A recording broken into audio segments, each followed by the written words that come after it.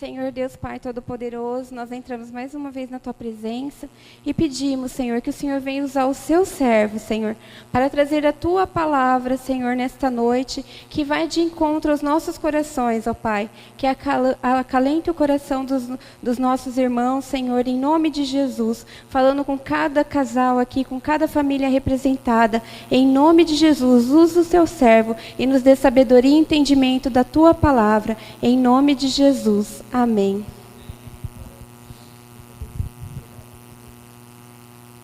Paz do Senhor, queridos. Abra sua Bíblia no Evangelho de João, por gentileza, no capítulo 2, o verso 11, do 1 ao 11. É um texto bem conhecido de todos os irmãos e... se quiser abaixar, eu chego mais perto aqui, beleza? Ok. É um texto bem conhecido, simples. Quem é pregador já deve ter pregado nele, quem não é já deve ter ouvido muitas vezes alguém pregar. E eu gosto muito da simplicidade do Evangelho. Quero, enquanto você acha, ser grato a Deus pelo privilégio de estar aqui, agradecer o pastor pela honra, muito obrigado, dupla honra. Deus abençoe em nome do Senhor Jesus. A minha esposa, estranharam aí, né? O nome dela é Elke. Não é a Elke Maravilha, mas é uma maravilha de Elke, ok? Que Deus me deu, e nós estamos aí há 20 anos caminhando juntos. Na visão do meu falecido vô, que era espírita, ela já merecia salvação, porque me aturar 20 anos é digno de qualquer bênção superior. Ok, vamos à leitura do texto. Evangelho de João, capítulo 2, do 1 ao 11. 3 dias depois houve em Caná um casamento, achando-se ali a mãe de Jesus. Jesus também foi convidado com seus discípulos para o casamento. Tendo acabado o vinho, a mãe de Jesus lhe disse: eles não têm mais vinho. Mas Jesus disse: mulher, que tenho eu contigo? Ainda não é chegada a minha hora. Então ela falou aos serventes: fazei tudo o que ele vos disser. E estavam ali 6 talhas de pedra que os judeus usavam para a purificação, e cada uma delas levava 2 ou 3 metretas. Jesus lhe disse: enchei de água as talhas, e eles as encheram totalmente. Então lhes determinou: tirai agora e levai ao mestre-sala. Eles o fizeram. Tendo o mestre-sala provado a água transformada em vinho, não sabendo de onde viera, se bem que sabia os serventes que havia tirado a água, chamou o noivo e lhe disse: todos costumam pôr primeiro o bom vinho, e quando beberam fartamente, servem o inferior. Tu, porém, guardaste o bom vinho até agora.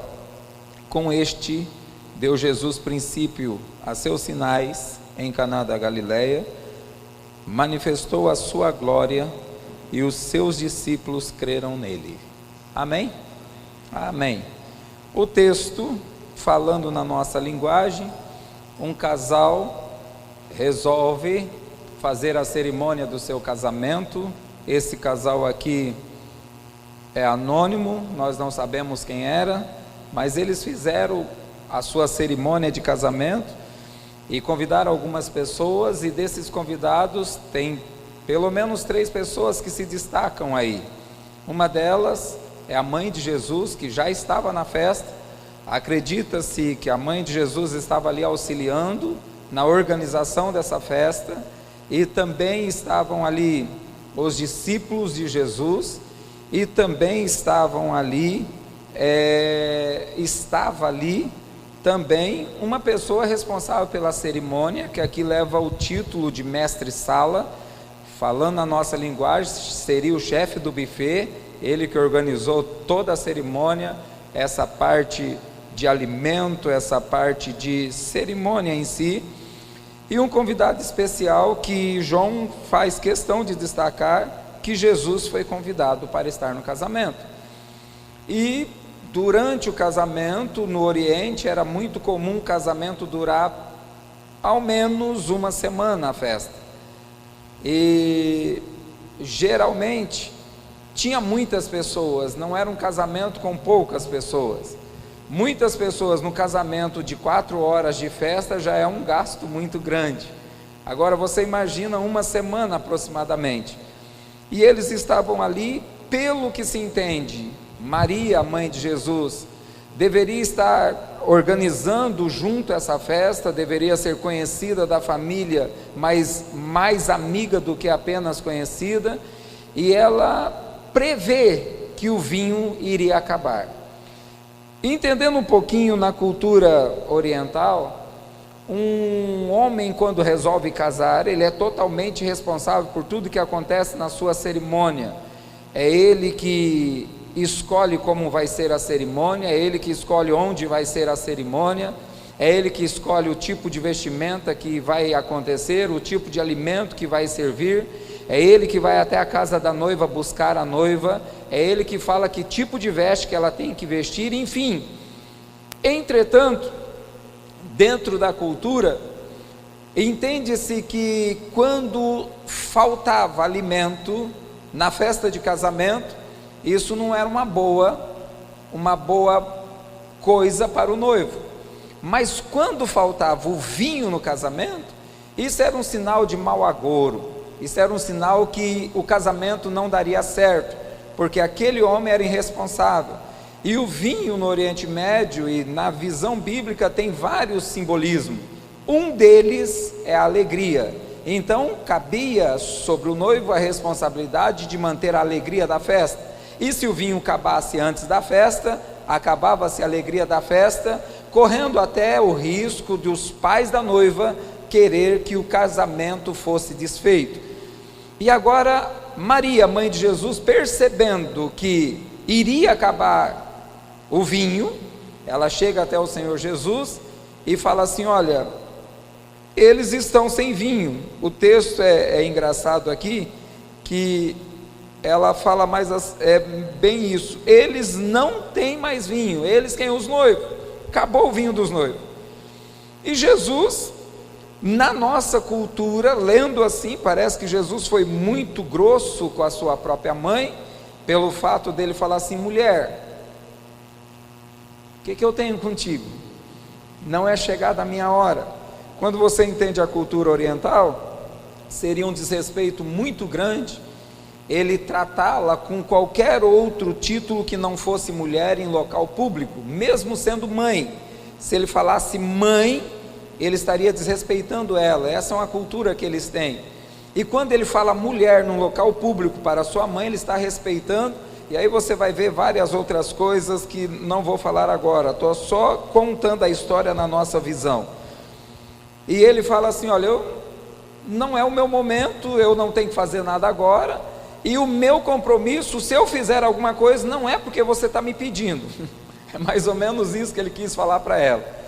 E aí eu fico imaginando a cara de Maria, né? Não sei se vocês já tiveram essa imaginação fértil igual a minha. Todo pregador tem imaginação fértil. Ela chegando toda apavorada: ó, acabou o vinho. Ele fala assim: e eu com isso? Não é chegada a minha hora, vai cuidar da sua vida que eu sei o que eu faço.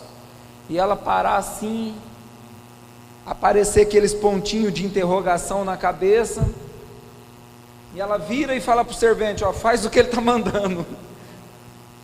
Ou seja, ela coloca os serventes à disposição dele, e ele pede para que encha ali algumas talhas que tinha ali. Essas talhas aí fala que tinha ali 6 talhas que os judeus usavam para a purificação, que tinha cada uma delas 2 ou 3 metretas, ou seja, de 40 a 60 litros. Se for 40 litros, 4 vezes 6, 24, 240 litros de vinho. Esse povo gostava de beber mesmo. E Jesus deu a ordem que enchesse elas d'água, porque elas evidentemente estavam vazias, e eles enchem de água. E Jesus agora dá uma segunda ordem: pega dessa água que está aí e leva para o chefe da cerimônia, o responsável pelo buffet, para ele experimentar. E eles vão ali, enfia talvez alguma caneca e leva para ele, e a água é transformada em vinho. E quando ele experimenta o vinho, ele vai até o noivo, como dando uma cutucadinha nele, falando ao pé do ouvido: rapaz, você é inteligente. Olha, nos anos que eu tenho de mestre de cerimônia, de gerente de buffet, eu nunca vi fazendo isso aqui no Oriente. Geralmente os noivos dão o melhor vinho, e lá para o terceiro, quarto dia, quando está todo mundo bêbado, aí dá o vinho inferior, que bêbado não vai discernir o paladar mesmo, vai beber qualquer coisa. Mas você até agora guardou o melhor vinho. Agora quem faz a cara igual a da Maria deve ser o do noivo, né? Alguém presenteou a gente com vinho, eu não estou sabendo, porque o vinho que eu comprei foi esse que a gente está tomando. E talvez nem ele sabia que o vinho estava acabando.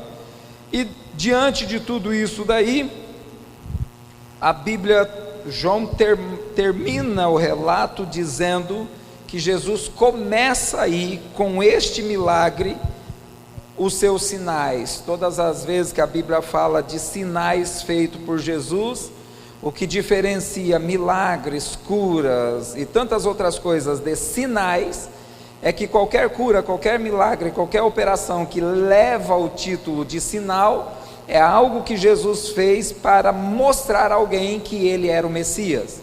Então Jesus agora transforma água em vinho, dizendo para os que estão ali presentes: eu sou o Messias. E com isso, ele manifesta a sua glória, ele se manifesta como sendo Messias, o divino, e os seus discípulos, que já eram discípulos, mas pelo que João diz aqui, ainda não acreditava nele como sendo Messias, não tinha uma convicção, e a partir de agora, eles têm essa convicção. Tudo bem? Podemos ir para a mensagem? Vamos para a mensagem. Vira para o teu irmão e fala: se prepara, que vai começar. Ok. A problemática desse texto, que nós vamos trabalhar um pouco nela hoje, é sobre a questão de não poder faltar vinho no casamento. Então olha aí para o seu cônjuge e fala para ele: não podemos deixar faltar o vinho.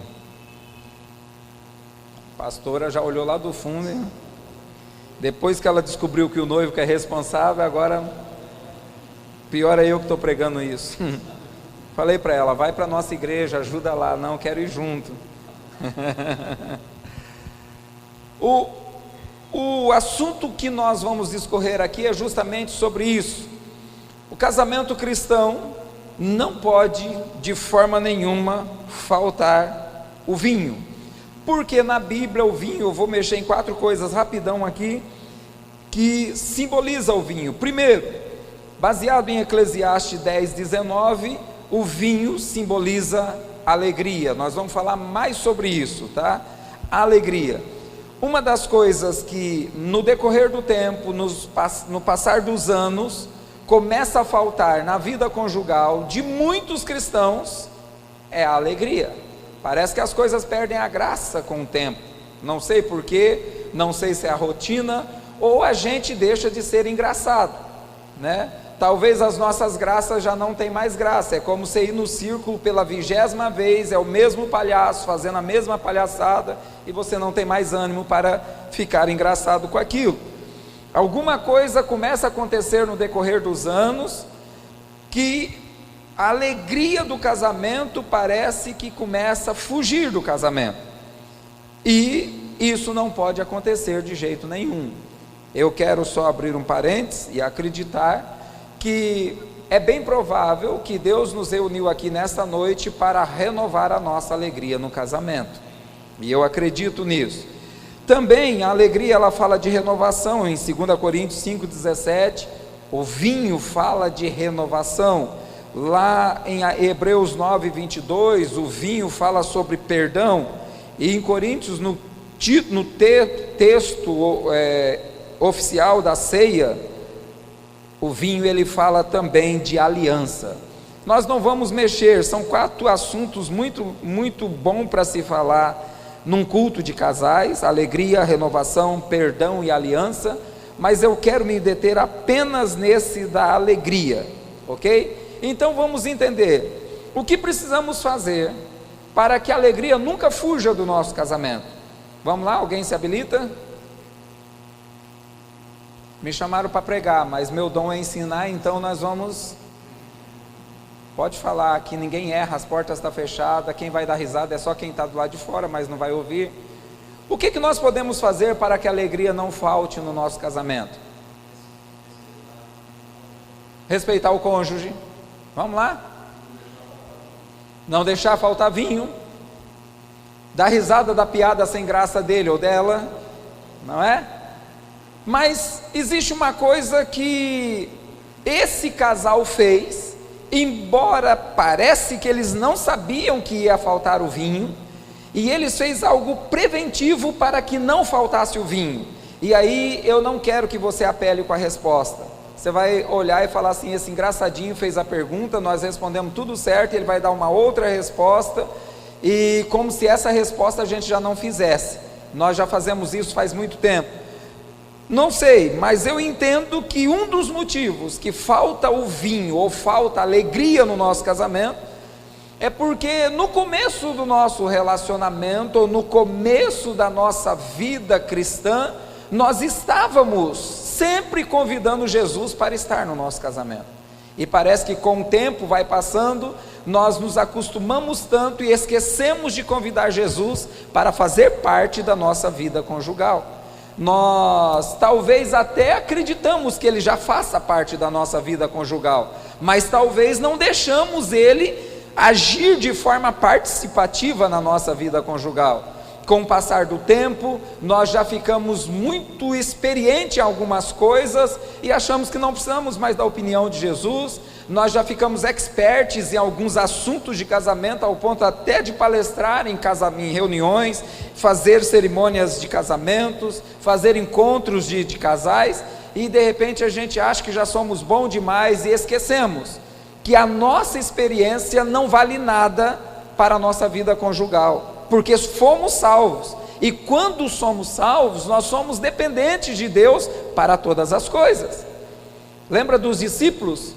Jesus falou assim para 3 discípulos: olha, eu vou orar um pouco, e vocês pegam o barco e atravessam do outro lado. Para quem que ele foi pedir isso? Justamente para os 3 que eram pescadores profissionais, que viviam da pesca do lago de Genezaré. E Jesus pede para eles atravessar o lago de Genezaré, que dá 10 quilômetros de largura, que em 1 hora, se o vento não ajudasse, em 1 hora no remo dava para atravessar. Era plano. E aí Jesus vai orar e eles acham assim, bom, isso aí a gente tira de letra, a gente tem experiência, pescamos a vida inteira aqui, a gente atravessa, vamos dormir mais cedo, a hora que ele aparecer, a gente já está descansado. A Bíblia fala que perto da 4ª vigília, e a 4ª vigília das 3 às 6 da manhã, eles estavam lá ralando e não tinham chegado do outro lado. É um teste que Jesus faz com eles, falando assim, olha, eu vou mandar vocês irem, mas eu quero ver se vocês vão acreditar em mim ou na experiência de vocês. A nossa experiência não vale nada. Vira aí para a pessoa que está do teu lado, fala assim, olha, chame Jesus para a sua vida conjugal. Só assim não vai faltar o vinho para o seu casamento. Dentro disso daqui, eu quero só abrir um parênteses, que eu falei aqui dos convidados. Eles convidaram Maria para a festa de casamento. Eu quero enxergar Maria aqui como sendo aquela mulher experiente. Se Jesus já tinha 30 anos de idade, Maria já era uma mulher muito experiente de vida conjugal. O casamento de Maria foi uma coisa muito complexa, muito conturbada, que talvez só José, pela revelação que ele teve, pelo sonho que ele teve para aceitar casar com Maria, porque nenhum de nós aqui casaria com uma moça que diz que é virgem, mas está grávida, e que engravidou do Espírito Santo. Dificilmente alguém aceitaria isso, hoje, muito mais naquela época, né? Maria tinha aproximadamente 14 anos quando isso aconteceu, ela nem tinha idade para casar. José era viúvo, a mãe dela era viúva, os dois, ela e a mãe dela corria o risco de passar necessidade, porque essa era a situação da viúva. Então a mãe dela oferece ela para casar com José, que era viúvo, para que ele cuidasse. Ele falou: tudo bem, vem morar em casa, quando ela tiver idade eu caso. E aí ela está esperando chegar o tempo para casar. Aparece um anjo e fala que ela é agraciada, que o Espírito Santo vai descer sobre ela e que ela vai ficar grávida porque vai nascer o Messias dela. Tudo bem, existia mais de 500 virgens em Israel esperando isso naquele tempo, mas todas elas eram virgens criadas dentro de um palácio, porque entendia que o Messias viria como rei, menos ela, que era uma pobretona. Ela nunca ia esperar que ela seria a mãe do Messias. E agora ela falou com o anjo, aceitou de boa, porque quando a gente fala com um ser que se manifesta de forma teofânica, a gente aceita. Mas o duro é convencer o marido, o duro é convencer a sociedade que ela estava grávida. Por isso que José tenta fugir, porque José até acredita na história, mas a sociedade não ia acreditar muito nisso. E aí a sociedade ia falar: o cara catou ela antes da hora. E aí ele fala assim: se eu fugir, a fama fica que eu fiz e fugi, ninguém vai apedrejar ela. Se eu ficar, eu vou ter que contar essa história, vão achar que é uma mentira, e vão apedrejar ela porque ela cometeu o erro. Agora imagina só a experiência que essa mulher tinha de casamento, engravidar de ninguém, antes de se casar, assumir isso aí, sendo muito nova, ter que assumir toda essa responsabilidade. Eu fico imaginando uma mulher de 14 anos, casando com um cara de 45, 50 anos, numa época daquela, que maturidade que essa mulher tinha que ter, que jogo de cintura para organizar a vida conjugal. Maria foi convidada para a festa, é alguém que tinha muita experiência. O que eu estou querendo dizer com isso daqui, é que na nossa vida conjugal seria bom nós termos pessoas que tenham muita experiência para estar nos auxiliando na nossa vida conjugal. Isso é bênção para a nossa vida. Pessoas que têm mais experiências do que nós, pessoas que já viveram situações complicadas e obtiveram respostas, para nós olharmos para eles, buscarmos conselhos, pedirmos orientação, e não esquecer de um detalhe: pessoas que tenham tudo isso e que realmente nos ama, que tem uma visão conjugal boa igual ela. Antes do vinho acabar, ela chega e fala: gente, vai acabar o vinho. Ô Jesus, eles estão sem vinho, faz alguma coisa. Se nós tivéssemos pessoas desse jeito na nossa vida conjugal, talvez nós sofreríamos menos. Pessoas que intercedem por nós, pessoas que prevê o problema quando vai acontecer e dá um toque na gente e fala: ó, fique esperto, isso aí não vai dar certo. Então nós precisamos ter pessoas assim na nossa vida conjugal. O outro tipo de convidado que estava no casamento, que nós devemos convidar para fazer parte da nossa vida conjugal, embora você vá entortar o nariz, porque talvez hoje é difícil convidar esse tipo de gente, são os discípulos de Jesus. Mas se você entender o que é discípulo de Jesus, você não vai ter problema de convidar. Existe aí um pseudo discípulo, pessoas achando que o fato de fazer parte de uma igreja é discípulo de Jesus, mas discípulo é aquele que segue os passos do mestre, é aquele que imita o mestre, é aquele que tem o título reconhecido pelo mundo de cristão, não pela igreja, porque a palavra cristão no grego é pequenos cristos, ou seja, a mostra grátis de Cristo. É a mesma essência, é igual, fala, anda, pensa, age igual a Cristo. Convidar pessoas dessa forma para fazer presença na nossa vida conjugal. Esse casal convidou os discípulos de Jesus para estarem lá. E também agora, saindo um pouquinho, não apelem comigo, convidar pessoas que são experientes nas questões de relacionamento humano. E eu coloco ele aqui como mestre-sala. Ali era a experiência de fazer festa, mas nós cristãos ainda temos um tabu. Tem psicólogo aqui? Não? Nós ainda temos alguns tabus com terapias de casais. O sangue de Jesus tem poder, fazer essas coisas não sou louco, né? Nós achamos que sermos aconselhados por psicólogos talvez seja uma burrice, e não é. Esse é um tabu dentro de muitas igrejas.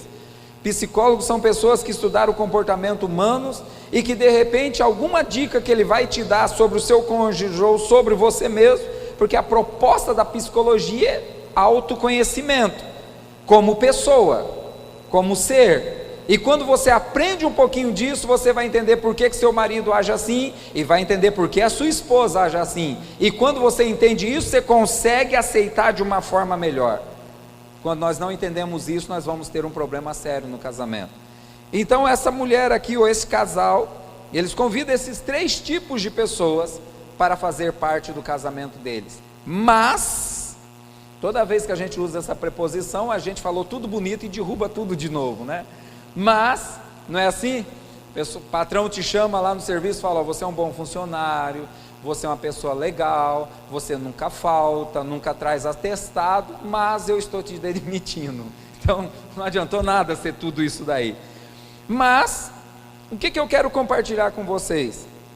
Que mesmo que nós tenhamos pessoas experientes para nos aconselhar, mesmo que nós tenhamos discípulos de Jesus para nos aconselhar, mesmo que nós tenhamos psicólogos especializados na vida conjugal para nos aconselhar, nós não podemos abrir mão de chamar todos os dias Jesus para a nossa vida conjugal.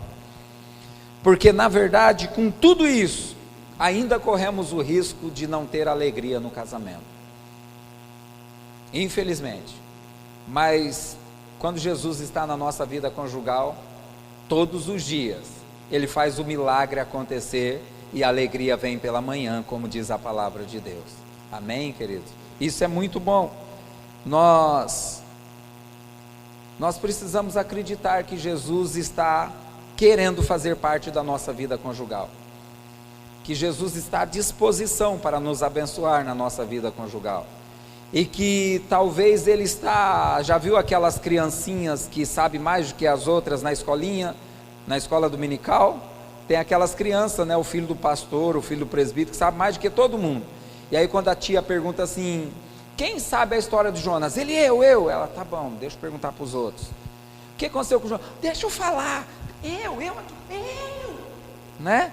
Ele quer responder tudo. Eu fico imaginando Jesus assim, querendo entrar na nossa vida conjugal, querendo dar a opinião dele, querendo nos ajudar, e a gente vivendo aquela vidinha, reclamando, colocando defeito no outro, querendo adequar o outro à nossa forma, e a coisa não funciona. O segredo desse texto para hoje, para a igreja de hoje, é isso: convida Jesus para a sua vida conjugal. Beleza? Vamos para o segundo tópico. Por que motivo Jesus quer entrar no nosso casamento? Por que motivo Ele aceitou o convite para o casamento? Bom, não vou colocar na ordem cronológica, porque talvez fica meio sem graça, mas vamos lá. Primeiro motivo, porque Ele quer fazer mudanças. Fale aí para o seu cônjuge: Jesus é especialista em mudanças. Olha o que Ele apronta no casamento. A cultura era pôr o vinho bom no começo, Ele já faz pôr o vinho bom no final. Nós temos um problema sério de não querermos aceitar mudanças. Não é verdade? Deixa eu abrir um parênteses aqui, finge que o pastor não está aqui, tá? Todas as vezes que muda de pastor, a igreja perde. Já perceberam isso? É. Por quê? Porque o pastor é ruim? Não, porque é diferente. Só por causa disso. Quando sai um pastor, já sai uma turma junto com ele. Quando chega o outro pastor, tem aquela: não fui com a cara dele, já sai também. Nem conhece, mas já sai. Aí fica uns, fala assim: eu vou ficar olhando, vamos ver qual que é a dele. Aí passa mais um tempo, conhece e sai também. E os que ficam, falam assim: não tem para onde ir, vou ficar aqui mesmo até acostumar. Aí a hora que a gente vai acostumando, vai pegando amor, que a gente fala: olha, é o cara, é o que a gente queria, é o homem que nós pedimos para Deus. Aí vem e muda de novo. E nada mais é do que Deus nos ensinando a aprender com as mudanças. Einstein disse que é ignorância nossa, ele fala um outro termo, mas eu vou usar ignorância nossa, querermos resultados diferentes fazendo as mesmas coisas. Se o casamento não está tendo alegria, não adianta continuar fazendo a mesma coisa, precisa de mudanças. E Jesus, Ele quer entrar na nossa vida para promover mudanças. Você vai sempre ouvir assim: olha, Jesus falou para você vir como está. Sim, não tem como você mudar sem Ele, você tem que vir como está. Mas Ele quer mudança, porque se Ele não quisesse mudança, Ele deixaria você do jeito que você veio. Você percebeu que quando você veio para Jesus começou a acontecer mudanças, e até hoje está acontecendo mudanças? E o interessante é que são mudanças para melhor. Jesus é especialista em mudanças. Ele aceita o convite do casamento, porque infelizmente não é o caso do texto. No texto eles convidaram Jesus sem saber que ia precisar de ter uma mudança. Mas nós às vezes sabemos que precisamos de mudança, tentamos mudar e não conseguimos. Segredo: chama Jesus, porque Ele é bom em mudança, e Ele vai te ajudar a mudar, e vai mudar para melhor. A outra coisa, que eu acho que vocês já sabem, se eu falar isso na Assembleia de Deus, o povo entra no manto lá. Jesus, Ele quer entrar no nosso casamento para fazer milagres. Existem mudanças que a gente olha e fala: é impossível, não vai acontecer, não tem jeito, estou 20 anos orando, estou 20 anos falando, né? Brincar com os irmãos aqui um pouquinho. Quantos anos de casado? Ah, pastor, tanto. E ele já parou de deixar a toalha molhada em cima da cama? Pastor, não aguento mais. Eu falo todo santo dia, e todo santo dia ele deixa a toalha lá. Deve ser para me irritar, pastor, não pode ser, né?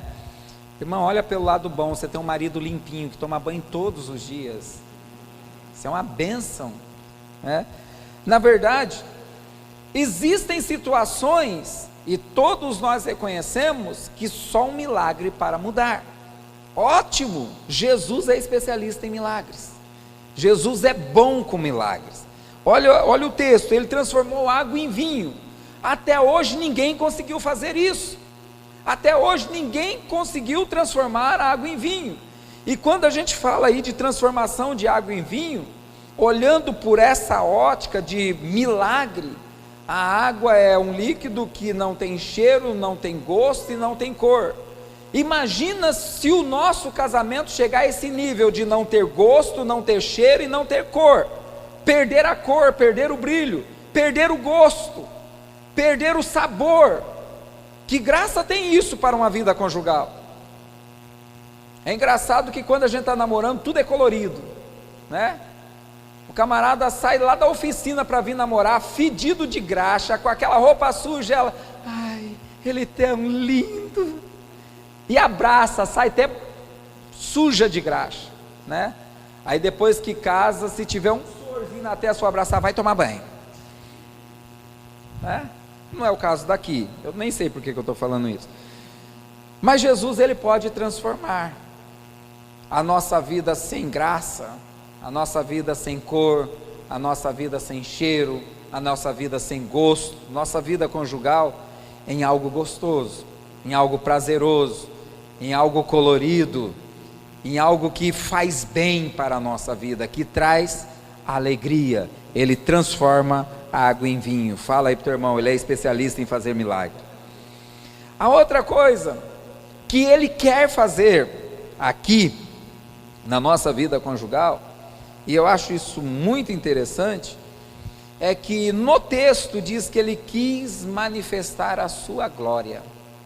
E isso é fantástico nós aprendermos, porque talvez nós estamos orando, chamando Jesus para o casamento, colocando os problemas diante dele, e queremos que Ele faça o milagre, a transformação, a mudança, porque eu quero, não para Ele ser glorificado, mas para mim ser glorificado, né? Mulher tem esse defeito, irmãos. Mulher tem esse defeito. A mãe fala assim: não caso com esse cara, você vai sofrer. Não, eu mudo ele depois de casado, eu vou mudar ele. E aí passa uns 10 anos, chega lá em casa, na casa da mãe, a mãe fala: e aí, não te disse? Você tem que escutar isso da mãe, né? Quando ela fala assim: eu disse que não ia dar certo, eu te falei. Aí você tem que engolir seco, sem coca, e continuar, porque fez umas promessas lá no altar diante de Deus. Enfim, mas o que eu quero que você entenda é que quando você convidar Jesus para o seu casamento, faz uma coisa que ele gosta de ouvir, trabalha esse negócio, fala: Senhor, muda o meu marido para a sua glória, muda a minha esposa para a sua glória. Deus, se o Senhor mudar ela, o Senhor vai ser glorificado, pelo menos por mim, muito. Não sei pela mãe dele se ela vai dar glória a Deus, mas eu vou dar muita glória a Deus. O que acontece é o seguinte: Jesus, ele aceitou o convite para ir no casamento em Caná da Galileia, porque ele queria ser glorificado ali. Aliás, diz John Piper que Deus adora ser adorado. Deus, ele gosta de ser adorado, ele gosta de ser glorificado, e tudo que ele faz com esse objetivo, para glorificar o teu nome. Não se escandalize do que eu vou dizer. Eu já escandalizei os alunos de teologia, né, irmã? Agora vamos escandalizar aqui. Deus, ele não se comove com você, porque ele não é um ser sentimental. Sentimento só tem quem é humano. Deus não tem sentimentos. Não pensa que as suas noites em clara, chorando para Deus mudar o seu marido, Deus vai falar: ah, todinha, o cuticute do papai, eu vou aí fazer. Deus, ele continua sentado no trono soberano, ele não muda por causa de você, ele muda para a glória dele. E essa é a visão que nós devemos ter, transmitir a ele a glória pelo que ele faz na nossa vida, e não trazer para nós: ó, eu mudei, falei que eu ia mudar. Não, meu irmão, foi Deus que mudou, glorifica ele. Talvez ainda não houve mudança, porque você está querendo trazer para você essa glorificação. Ele foi lá para manifestar a sua glória. Amém? Vou falar uma outra coisa, não pensa que eu estou falando mal de Jesus, não, é só para vocês entenderem. O outro motivo que Jesus quer aceitar o nosso convite para entrar no casamento, é para promover o seu marketing pessoal. Yes. Por quê? Porque talvez, se você entender que quando ele mudar o seu casamento para melhor, outras pessoas passarão a crer nele e conhecê-lo, para ele isso aí é muito bom. Eu não tenho que esperar que as pessoas vão olhar: nossa, esse cara é o cara, olha, aquela mulher era terrível, ele pôs na rédea, fez ó, é o cara. Não, ou vice-versa.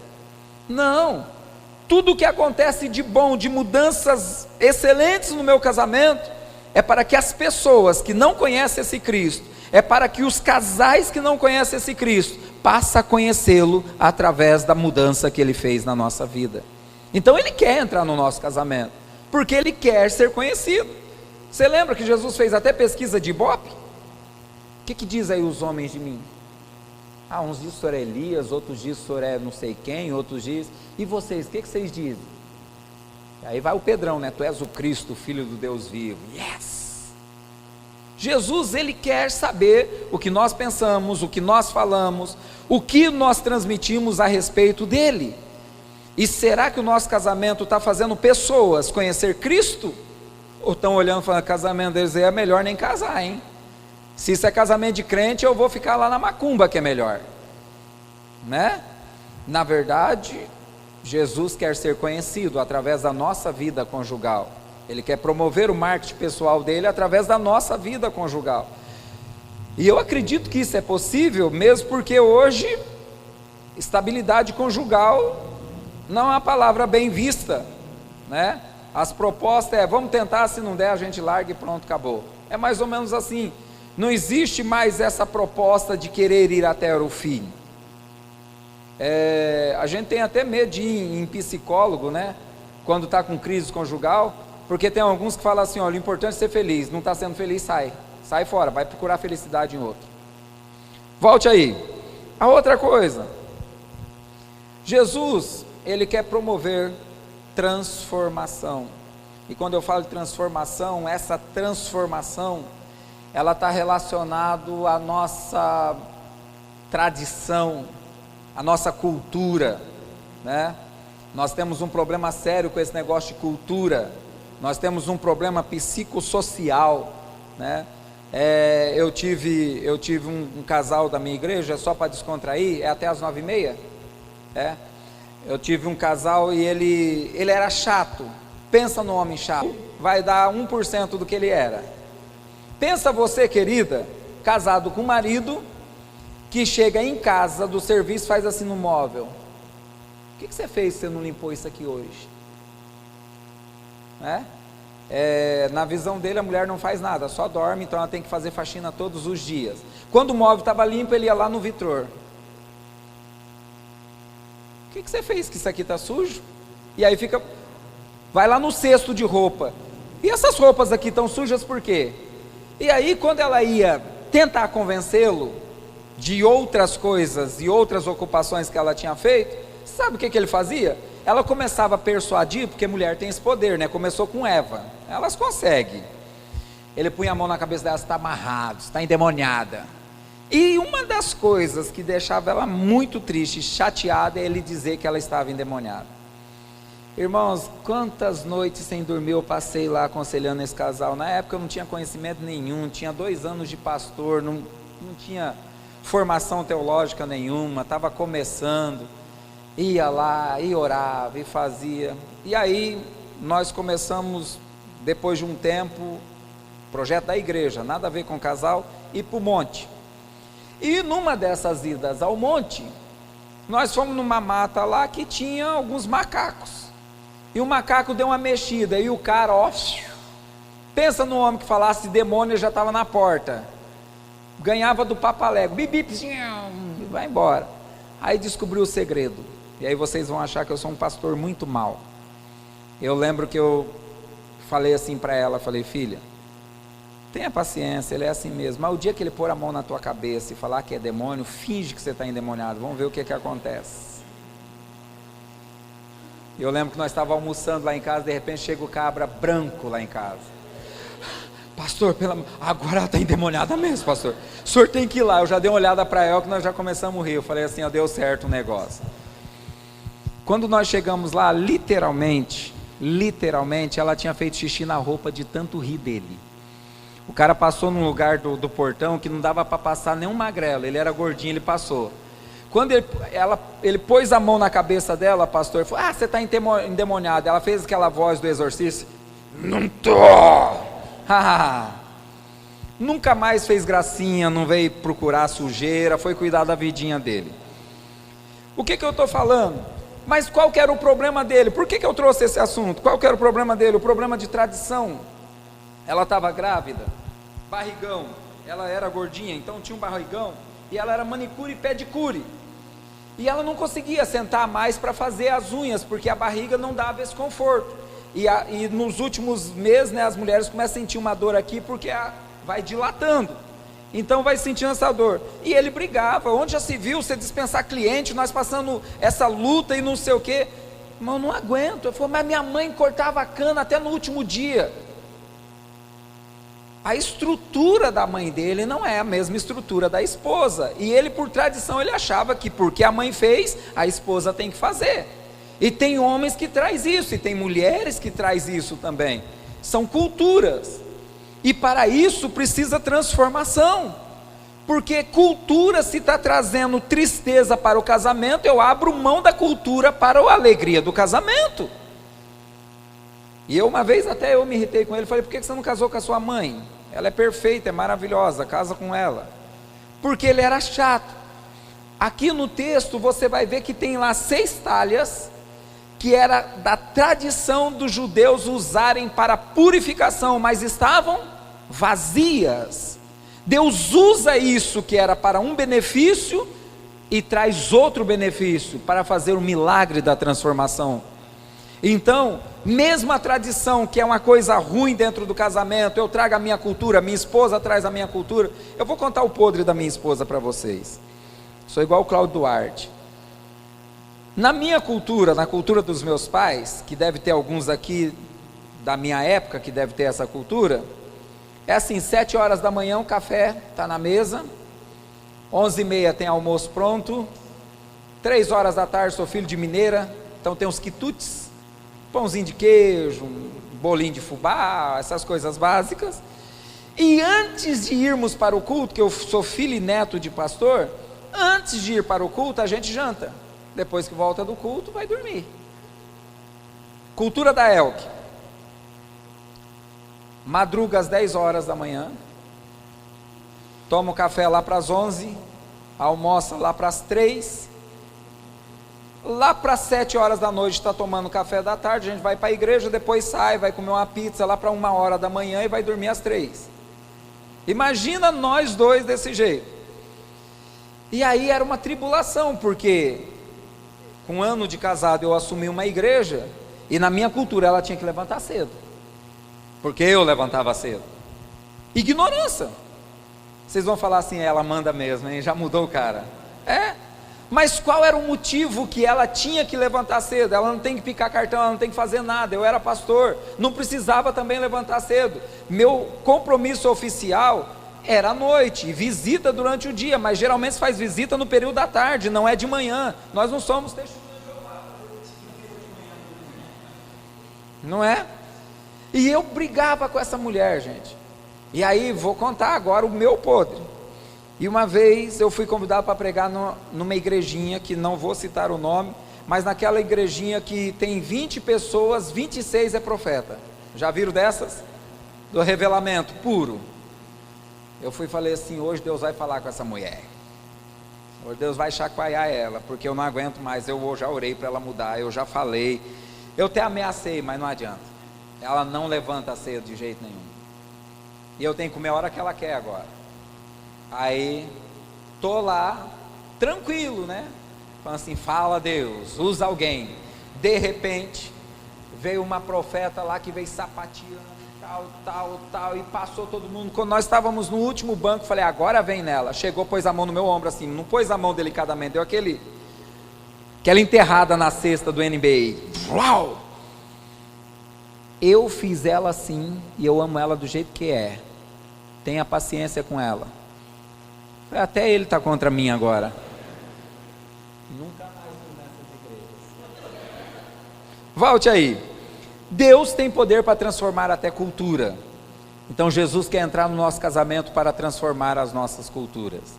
E a última coisa dentro desse segundo tópico que eu quero compartilhar com vocês. Jesus quer entrar no nosso casamento para Ele revelar a sua soberania.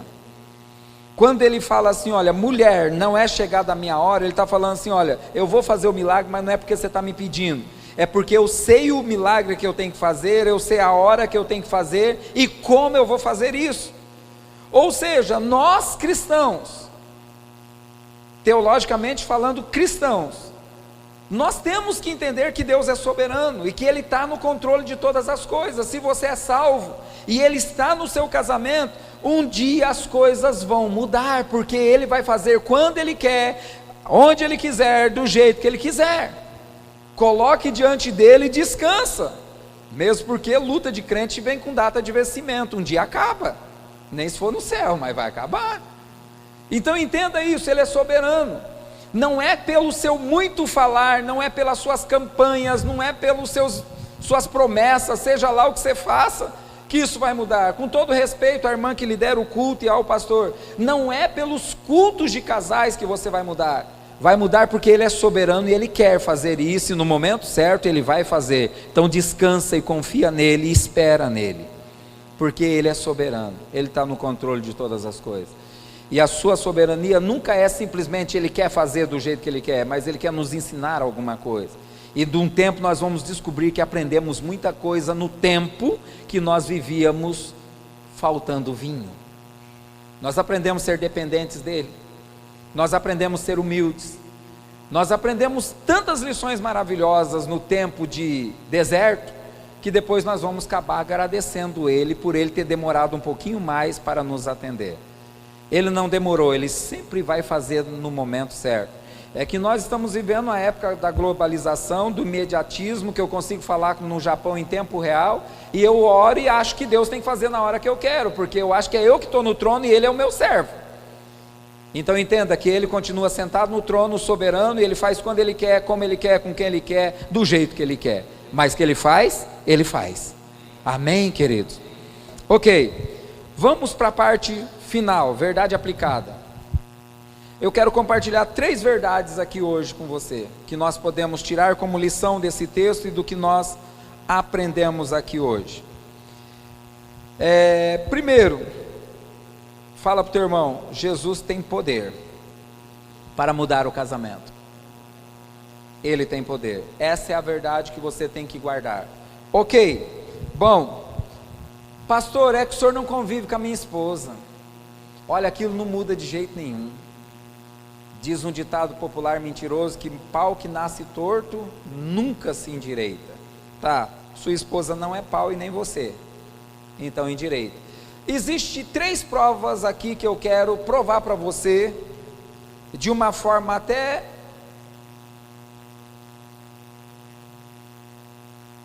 alegre, que é possível o seu cônjuge mudar, ok? Por que eu acredito que o seu marido pode mudar? Porque Paulo mudou. Conhece alguém pior do que Paulo? E ele mudou, porque Jesus mudou a vida dele. Amém, queridos? Segundo, por que eu acredito que a sua esposa pode mudar? Porque Maria Madalena mudou. Ela não valia nada, tinha uma legião de capeta nela, mas Jesus mudou a vida dela. Tua esposa não é pior do que ela. E a terceira prova, se você mudou, irmão, você acha que ela não vai mudar?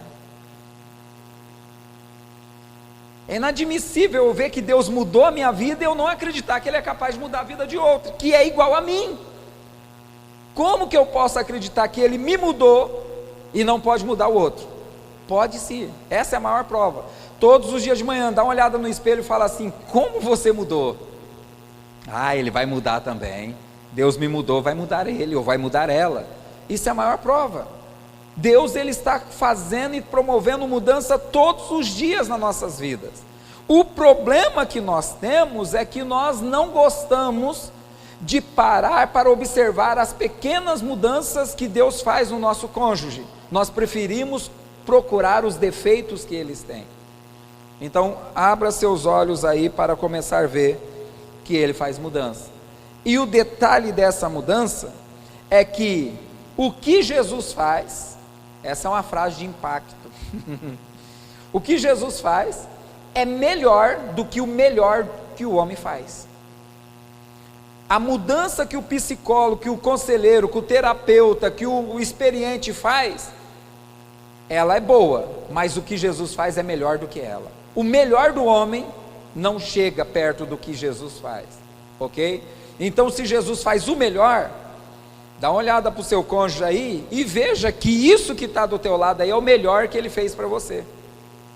Não tinha algo melhor. Agradeça a Deus, porque é o melhor, tá? Você pode até olhar para outra pessoa e falar assim: poderia ser aquela, porque aquela é melhor. Vai conviver, pergunta para o cônjuge dele se é tão melhor assim. Se ele for sincero, você vai ter algumas surpresas. Meu professor do mestrado, o Dr. Gildásio, que é professor lá no Mackenzie, ele falou uma coisa que eu achei interessante. Ele fala assim: quando alguém falar mal de você, primeira e única coisa que você tem que fazer, corre para o teu quarto, ora e agradeça a Deus que Ele não te conhece, Ele só falou um pouquinho, porque se Ele te conhecesse e falasse tudo, você estava no vinagre. Só Deus que nos conhece e sabe quem nós somos, e nós também um pouquinho, tá? Então agradeça a Deus, porque Deus fez o melhor para você, e o melhor está aí do teu lado. Amém, queridos? Segunda verdade aplicada que eu quero compartilhar com vocês, é que casamento que tem Jesus como convidado, nunca vai faltar o vinho. Pode parecer que vai faltar, mas não vai faltar. Deus nunca vai deixar faltar alegria para nós, ok? A primeira pessoa que você deve convidar para o seu casamento é Jesus. A primeira pessoa que você deve falar mal do seu cônjuge é para Jesus. A primeira pessoa que você tem que pôr o seu cônjuge é na presença de Jesus. Por que às vezes o casamento não funciona? Porque quando o nosso cônjuge faz alguma coisa, a gente vai contar para a sogra, a gente vai contar para a mãe, a gente vai contar para o cunhado, a gente vai contar para o pastor, a gente vai contar para o vizinho, para o gato, para o papagaio, e menos para Jesus, que pode mudar. Sua sogra não vai mudar o seu cônjuge, sua mãe e seu pai não vai mudar o seu cônjuge. Com todo respeito, eu sou pastor, e o pastor sabe disso, que ele também não tem poder para mudar o seu cônjuge. Nem você tem poder para mudar o seu cônjuge. Então não adianta falar o que não resolve com quem não adianta. Vai falar com Jesus, porque Ele resolve. Jesus inventou a oração não é porque ele precisa te ouvir, é porque você precisa pôr para fora. Isso é uma ferramenta da psicologia. Quando você vai num psicólogo, a gente fica com raiva do psicólogo, né? Que ele faz uma pergunta, você fala, e ele fica assim. A hora que você fala, agora ele vai me dar o segredo de Tostines. Aí ele fala, então, nossa próxima sessão, semana que vem, você fala assim, miserável, eu estou pagando, ele não me fala nada. Como assim? Em contrapartida, nós pastores, não sei o pastor de vocês, mas eu era assim. A pessoa fala, pastor, eu quero falar com você. Eu já sei, irmão, está acontecendo isso. Ele não deixa você falar, né? Ele já sabe tudo, ele tem a mãe de Ná dentro da cabeça que revela todas as coisas. A bem da verdade, o propósito da oração, Deus, o salmista fala que a palavra nem me chegou à boca, ele já conhece. Então, pela lógica, a gente não precisava orar. A oração não faz bem para Deus, faz bem para nós, porque quando nós colocamos diante dele, nós tiramos as coisas ruins, as mágoas, o sofrimento de dentro, e aí o Espírito Santo tem como nos preencher, porque daí nós estamos vazios. Então vai falar com Deus desse traste do teu marido, da tua esposa, vai lá e fala com ele, Senhor, não aguento mais, ó, porque ele faz isso, ele faz aquilo, pode falar. E é interessante esse negócio. Eu sou coach, e estou fazendo faculdade de psicologia. É interessante que as pessoas chegam, eu fui viajar esses dias, e aí chega uma senhora e começou, olha moço, porque eu só perguntei, cumprimentei, era a tia de uma membro da minha igreja, que nós fomos viajar com eles lá perto do Mato Grosso, a tia dela, cheguei, como vai a senhora, tudo bem? Tá bem não, porque os parentes é complicado, né? Eles não ajudam a gente, ó, meu marido é um bêbado, alcoólatra e não sei o quê. E aí eu parei, fiquei olhando para ela, ela falou 1h30 comigo. Aliás, ela não falou comigo, foi um monólogo, eu só ouvi e ela só falou. E aí ela falou assim, olha, e eu queria falar com o senhor, porque a gente já foi na igreja, o pastor revelou isso, e blá blá blá blá blá blá, e ela foi falando, alimentava um assunto no outro, e eu comecei a perceber que um problema dela é que ninguém quer ouvir ela, e ela achou um que ouve, vai. Quando chegou a hora que ela me perguntou, me fala o que eu tenho que fazer, falaram assim, gente, vamos cantar parabéns? Aí nós fomos lá cantar os parabéns. Eu falei, vamos lá cantar os parabéns, daí a gente volta e conversa. Fomos cantar o parabéns, aí outra mulher se aproximou dela, ela começou a falar, aí a hora que aquela estava saindo, já veio, acabou, deu a hora de ir embora, não conversamos mais. Eu falei, vai marcar uma outra sessão. E aí quando acabou, ela veio me cumprimentar, falou, olha, que maravilha falar com o senhor é um anjo, que bênção falar com o senhor, eu não abri a boca. O que eu estou querendo te dizer é que quando a gente coloca para fora, a gente já é curado, mas você tem que colocar para a pessoa certa, e a pessoa certa para você falar do teu marido e da tua esposa, é Jesus, porque ele não vai falar assim, bem feito trouxa, quem mandou você casar? Nunca ele vai falar isso. Outra coisa que ele não vai falar, tadinha, calma, ele é meio xarope mesmo, é assim, não, Jesus não vai falar mal nem de você nem do teu marido, mas só de você se esvaziar, tirar o veneno que está aí dentro, o Espírito Santo começa a agir na sua vida, e aí o marido, a esposa começa a ter mudança. Amém, queridos? Então, a segunda verdade é isso, casamento que Jesus está, nunca vai faltar o vinho. Conte para ele e espere o milagre acontecer, porque vai acontecer. Última verdade aplicada, vou terminar nesses 3 minutos, é que tudo no nosso casamento, tudo na vida conjugal, tem o seu propósito e o seu tempo. Acredite nisso, confie nisso.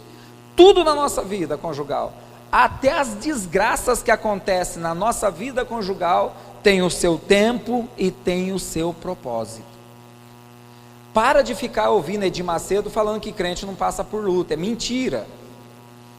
A maioria dos programas televisivos fica pregando que crente não passa por luta, que crente não tem problema, que crente aí você tem que vir na sessão de descarrego, você tem que ir não sei o que.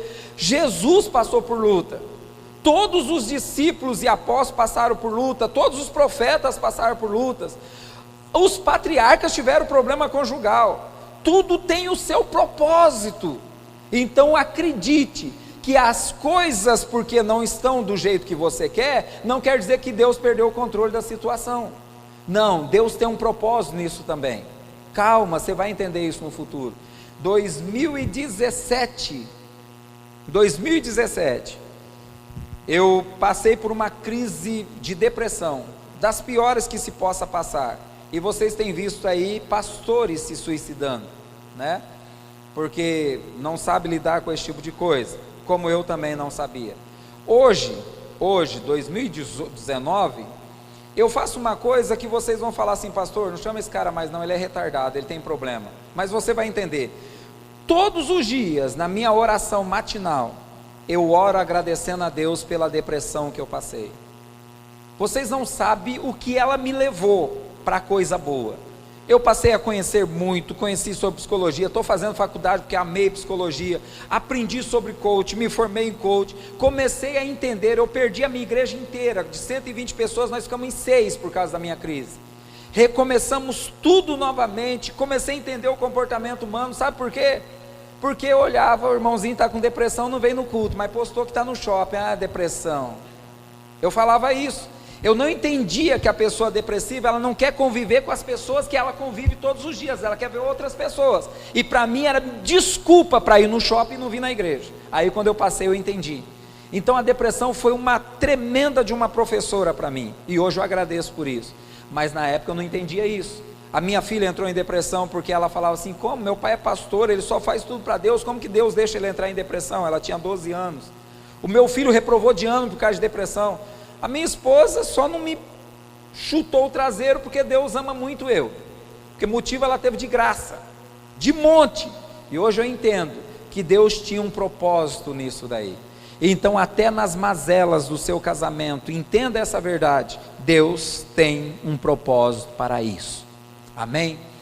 Uma dica para você começar a enxergar os propósitos de Deus: primeira, seja grato a Deus. Tenta todos os dias agradecer a Deus pelo cônjuge que você tem. Agradeça, ok? Segunda coisa, faça elogios todos os dias. Se ele um dia na vida tirar a toalha da cama e jogar no chão, já é um progresso. Vai lá e agradeça, porque não está mais na cama. E aí ele vai falar assim: nossa, se ela agradeceu porque eu tirei da cama, se eu pôr no varal, ela vai me chamar para ir passear. Agradeça e elogie os pequenos detalhes que tem aí, ok? Estabeleça metas pequenas, e quando você alcançar, celebre essas metas. Nós temos um problema de celebrar as coisas ruins. Rapaz, roubaram meu carro, aconteceu isso. Rapaz, Deus abençoa nós todo dia, dá oportunidade, ninguém conta testemunho, ninguém compartilha as coisas boas. Não, pastor, não posso falar que as coisas estão dando certo porque tem umas pessoas invejosas. Como se inveja pegasse em crente, né? É umas coisas que não dá para entender. Compartilha, celebre as coisas boas. Teve uma conquista, celebre, faz uma festa. Não precisa gastar tanto, vai lá, compra uma coca, estoura e bebe. Mas celebra, faz a vida ficar melhor um pouquinho, ok? Compartilha essas vitórias. A gente gosta de compartilhar coisa ruim no Face. O Face virou sessão de descarrego nossa. Viu alguma coisa errada? E a gente vê crente fazendo isso, jogando indireta um para o outro, cutucando um ao outro. Vai lá, compartilha as coisas boas que aconteceu, dê glória a Deus pelo dia, enfim, faça essas coisas aí. Terminei. Está tendo luta no seu casamento? Um segredo para você: o ouro mais precioso é tirado da fornalha mais quente. Se o teu casamento, a fornalha está muito quente, é porque você deve ser alguém muito precioso. Calma que você vai entender isso num dia. O importante é que na fornalha, Jesus sempre está conosco, tá? Convide Ele para o seu casamento, tenha isso como objetivo de vida, faça isso todos os dias. Eu todos os dias, para você ter uma ideia, depois que eu aprendi esse negócio, eu ponho o relógio para despertar, para me chamar minha esposa, para a gente orar, para chamar Jesus para o casamento. E não é todo dia que acontece, tem dia que não dá. Tem dia que ela está jogando vôlei, tem dia que eu não estou em casa, e eu tenho que pôr o relógio despertar, porque eu aprendi que eu tenho que convidar todos os dias. Eu dobro o joelho junto com a minha esposa e eu convido: Senhor, entra no nosso casamento todos os dias, nos abençoa, abençoa os nossos filhos. Oro por ela, ela ora por mim, um dia eu, outro dia ela. Nós fazemos isso todos os dias. E por incrível que pareça, sabia que oração funciona? Rapaz, eu como pastor descobri esse negócio. É incrível. Então não deixe de chamar Jesus para o casamento. Amém? Pastor, me permita orar. Vamos orar? Vamos agradecer a Deus pelo que Ele falou conosco nessa noite. Não sei se era isso que você queria, mas era isso que você precisava. Amém? Vamos agradecer. Pai, bendizemos o Teu nome, porque o Senhor é bom e a Sua bondade dura para sempre. Te agradecemos pela vida e pela vinda de cada um dos Teus filhos e filhas que aqui estão. Em nome do Senhor Jesus, nós Te louvamos pela Tua palavra que foi ministrada aos nossos corações. Que possamos absorver como esponja absorve a água. E que isso seja bênção na nossa vida, de tal maneira que possamos ver mudanças acontecendo para o melhor. Que nós possamos todos os dias celebrar a Tua presença na nossa vida conjugal. E convidar o Senhor para tomar conta, para conduzir, para direcionar, para nos orientar em cada passo que nós temos que tomar.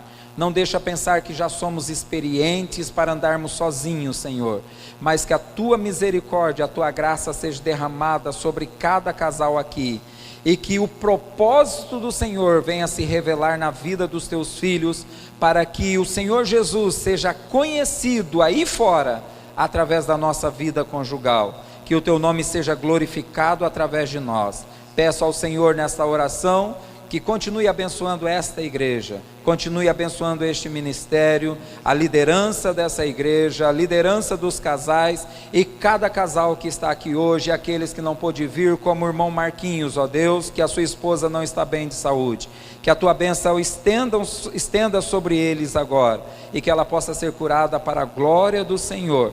Nós Te pedimos em nome do Teu Filho Jesus. Amém. Amém. A gente quer deixar uma lembrança com vocês. Pode subir aqui, por favor. A dupla sertaneja Adriane e Adriane.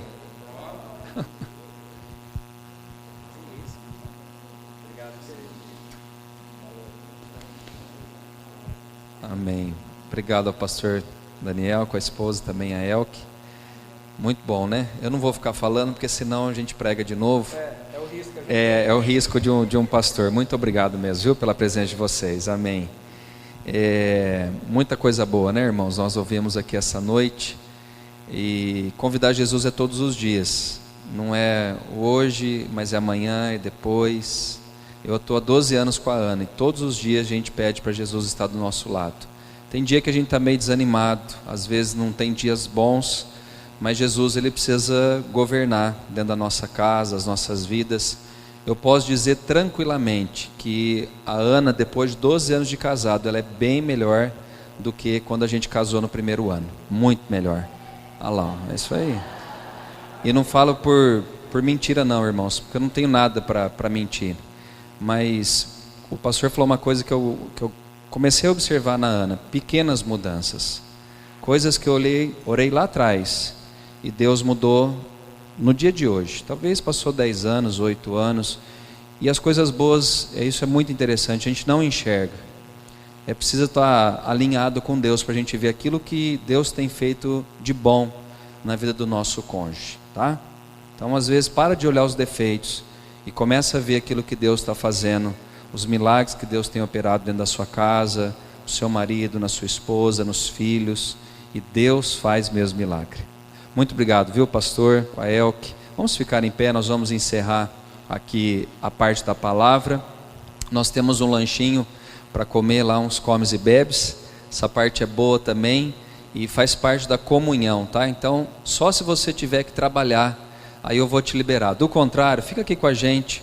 É um dia especial e a gente precisa ter comunhão uns com os outros.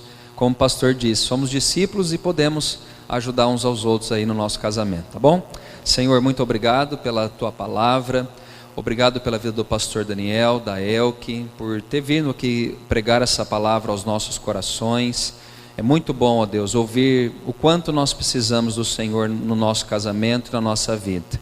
Que Jesus seja o centro da nossa casa, da nossa família, de tudo que nós fizermos, que Jesus esteja ocupando sempre o primeiro lugar no nosso coração. Abençoe agora também essa comunhão que nós teremos, tudo que formos comer, os lanches, as bebidas, que sejam abençoados pelas tuas mãos. Nós te damos graças, porque o Senhor não tem deixado faltar nada a cada um de nós. Abençoe mais uma vez os casais que aqui estão, cada família, é o que eu te peço e já agradeço em nome de Jesus. Amém e amém. Nós vamos subir o refeitório lá em cima, então já cumprimenta aí quem está ao seu lado, seu marido, sua esposa, e vamos lá para cima para ter um comes e bebes agora.